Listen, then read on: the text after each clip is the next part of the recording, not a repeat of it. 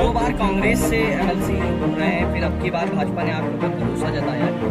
क्या चीज रही है ऐसी खास बात? देखिए, मैं 2 बार कांग्रेस से चुनाव जीता हूँ, लेकिन भारतीय जनता पार्टी में मैं 2018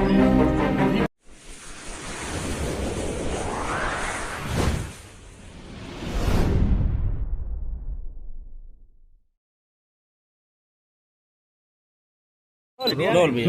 एमएलसी साहब आज नामांकन क्या सोच रहे हैं, क्या सोच रहे हैं? थोड़ा नीचे एक राजनीतिक व्यक्ति के लिए ये सामान्य प्रक्रिया है। पार्टी थोड़ा सा नीचे अधिकृत करती है, चुनाव लड़ने की कहती है, उसी परंपरा के निर्वहन में हम आपके बीच में नामांकन करने आए हैं, जो सब कोई करता है। भारतीय जनता पार्टी ने हमको अधिकृत प्रत्याशी सदस्य विधान परिषद रायबरेली स्थानीय पदाधिकारी निर्वाचन क्षेत्र से अपना प्रत्याशी बना के हमको भेजा है और मैंने उसके क्रम में आज नामांकन किया है। मैं सबसे पहले तो अपनी भारतीय जनता पार्टी जो हमारे राष्ट्रीय नेतृत्व है, प्रदेशी नेतृत्व है, जनपदीय नेतृत्व है, सबको बहुत बहुत धन्यवाद देता हूं कि उन्होंने हमको इस लायक समझा और हमारे ऊपर विश्वास किया। निश्चित तौर से मैं भारतीय जनता पार्टी की अपनी कसौटी पर खरा उतरूंगा और यह चुनाव हमारी रायबरेली जनपद में पंचायत प्रतिनिधियों के बीच में की गई सेवाओं के ऊपर और मोदी जी, योगी जी की जो लोकप्रिय जन कल्याणकारी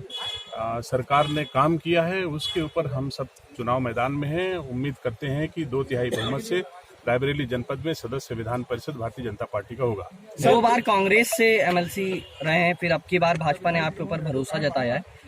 क्या चीज रही है ऐसी खास बातें? देखिए, मैं 2 बार कांग्रेस से चुनाव जीता हूं, लेकिन भारतीय जनता पार्टी में मैं 2018 में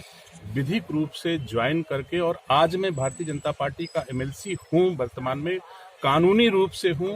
आप देख सकते हैं, भारतीय जनता पार्टी की वेबसाइट पर जाएंगे तो भारतीय जनता पार्टी की सूची में सदस्य विधान परिषद रायबरेली भारतीय जनता पार्टी के एमएलसी के रूप में हैं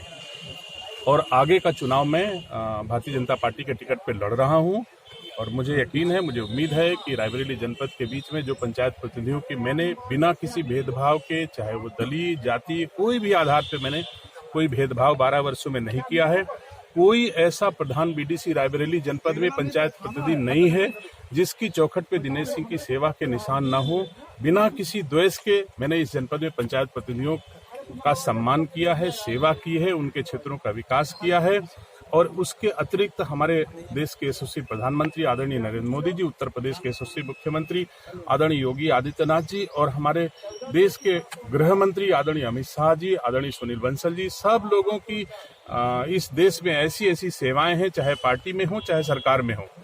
वो सेवाओं को आज गांव गली तक लोग एप्रिशिएट कर रहे हैं, महसूस कर रहे हैं कि इनकी सेवाएं देश के लिए, प्रदेश के लिए उचित हैं और उस आधार पर मैं भारतीय जनता पार्टी की नीतियों को लेकर के आज रायबरेली में विधान परिषद